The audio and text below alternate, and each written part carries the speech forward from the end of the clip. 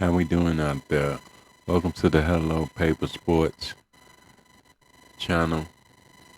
I'll cover all things Chicago Bears. Man, let's get up into this Colin Cowherd interview where he talking about our QB1 Caleb Williams. Let's get straight to it, and I will react to it. So you would, and I would admit this too. I've moved around the country. People know that. Generally, when I move around the country, the only sports team that I tend to, it's hard because I love football so much. When I lived in Tampa, I was kind of a Bucks fan. I grew up in the Northwest. I was a Seahawk fan. I live in Los Angeles. I'm a Ram and Charger fan. I try not to be a homer on the air, but I know people in the front office. I have contacts there. Now I moved to Chicago. I've already got connections with the Bears, right? So I'm talking to people. And you grew up here. So I've always understood that. Bill Simmons loves the Celtics. You're going to love your teams. I get it, right? And the audience understands. We're still objective. But I said this this week on the show on FS1. I said I'm going to take 5 quarterbacks we're not going to. I'm not going to take a Justin Herbert, overrated, Jalen Hurts, underrated. I'm not going to take guys on the fringe. I'm going to take Andrew Luck, Jaden Daniels, Joe Burrow. Who else did I take? C.J. Stroud. I took somebody else. I took 5 of them, and I said, and I didn't take Mahomes. I took Lamar Jackson. So I said, let's get Mahomes, Allen out. Okay, they're like historically great. So I took 5 guys that none of us are going to argue. They're all great. How long, once they had a competent coach, did it take for you to go, oh shit, that's a franchise guy? So C.J. Stroud did not throw an interception until week 6. Pretty obvious he was different. Lamar Jackson won 6 of his first 7. And by the second game, you were wondering if he was even faster than Michael Vick. He was electric. Joe Burrow, weeks 2 and 3, is throwing for 350 yards behind an absolutely atrocious offensive line with a coach nobody liked. Jaden Daniels, weeks 2, 3, and 4, he's completing like 28 of 31. You're like, okay, this is a cheat code. What is going on? And so I went down and through all of them. So now I bring you to Caleb Williams. Yeah. So again, Goff with Jeff Fisher, Goff with McVay. By week 2, he's throwing for 350 yards. You're like, oh, Jared Goff can play. Yeah, like he's beating Mahomes in a shootout on Monday Night Football. You're like, pretty early in his career, you're like, oh yeah, this dude can play. So first week, my take is good, not great is hard to spot.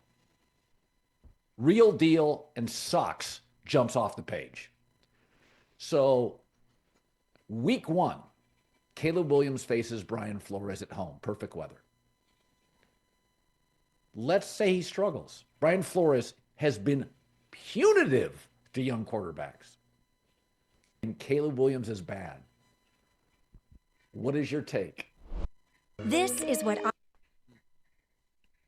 Me personally, Bear fans, my take is if that happened, it'd take a minute for them to jail. You know what I mean? So I'm not going to throw my QB1 under the bus because I truly believe that he's going to be the best quarterback in the NFL, period. I'll tell you that. I won't be handling it well. He needs to be very good right away. But here's the thing. Obviously, I watched every down of the Bears last year and have for my entire life. He is good. He's good. Now, it was not easy. It was not always pretty, but I trust my eye test here. If you get sacked 68 times and still have better than a 3-to-1 touchdown to interception ratio, and your play caller got fired 9 games in to your season, and then you fired your coach, and you had controversy, and you lost on a Hail Mary, and you had all of that hype and that scrutiny, and the guy who was drafted behind you is having a historic rookie year and goes all the way to the NFC Championship game, and you get your ass kicked and you play all 17 games, and you're still standing at the end of it, you don't suck. Like bad. You said like good, bad. It's a little. He's not bad. He's Right. not bad. I'm not worried about bad. It's. I still think the guy's ceiling can be MVP of the league. Like Yes. I still think greatness is very. Bear fans, I'm 100% believe in that. With this kid, Caleb Williams, got the talent to catch Aaron Rodgers, meaning multiple MVP winner. And I believe that. And it's chilling at my bones. I believe it so much. Likely an outcome here. But yeah, week 1 Minnesota Monday Night Football, week 2 Week Ben 2? Johnson against his old team. Yeah, yeah. I mean, now I will say this.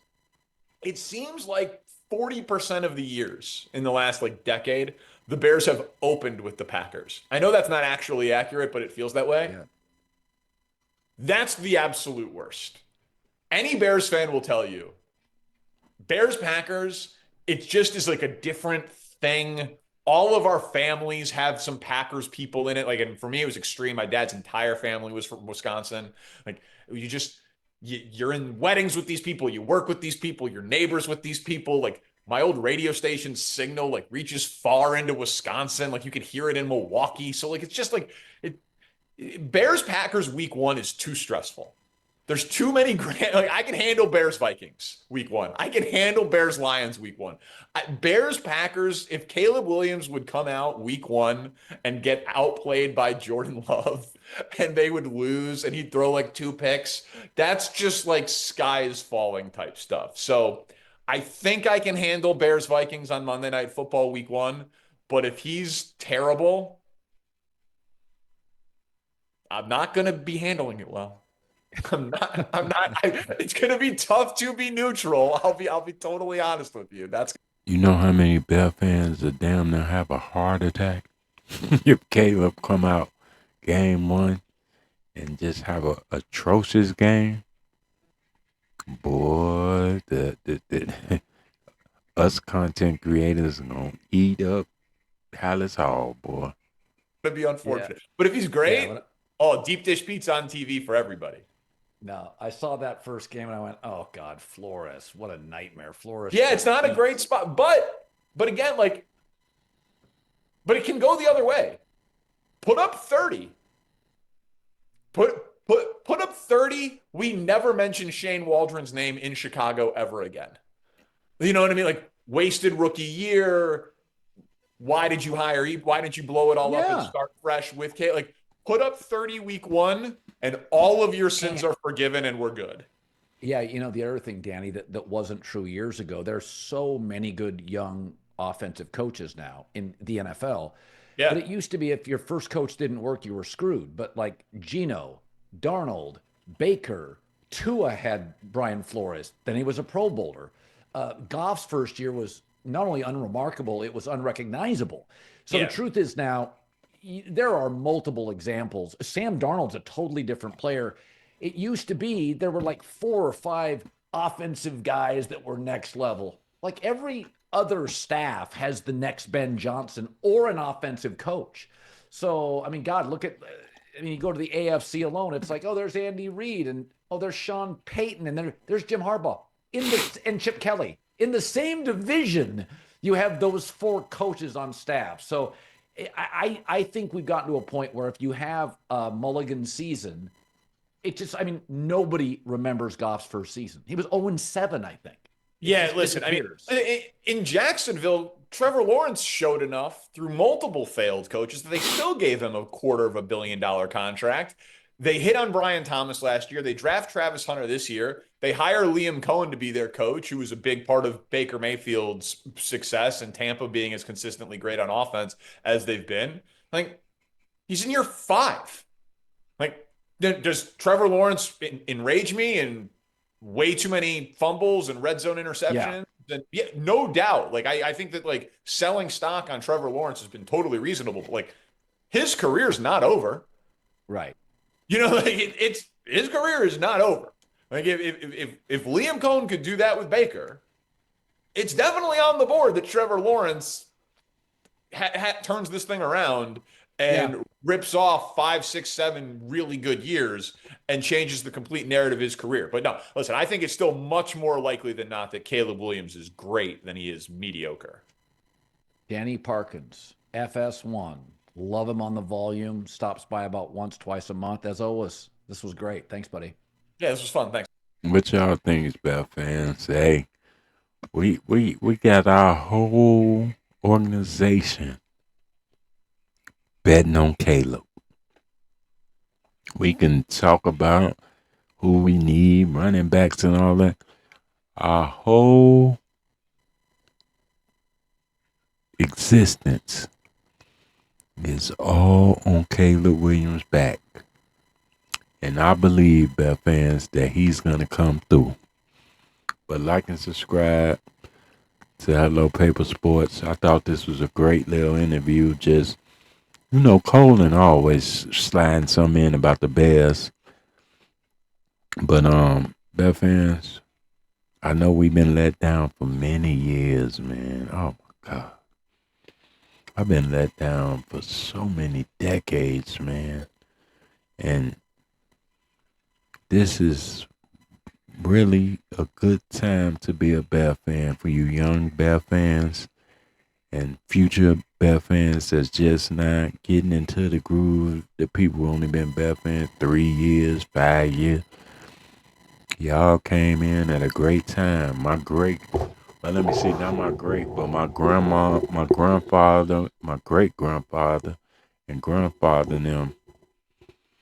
They had some great times because the Bears had a dynasty in my old days, but Dick Buckets on up all the way to 85, we was trash, and then we kind of been trash all the way to like Lovie Smith, and that was me, So our time is now, and I believe that we got the right quarterback. We damn sure got the right coach.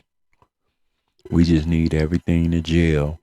And if these kids believe in Ben Johnson, because you can't tell me how this Hall ain't trying to put things together. I ain't never seen them making moves like they've been making. So, like I said, shout out to all Bear fans. And this damn feels good to be a Bear fan. And bet down. I'm out.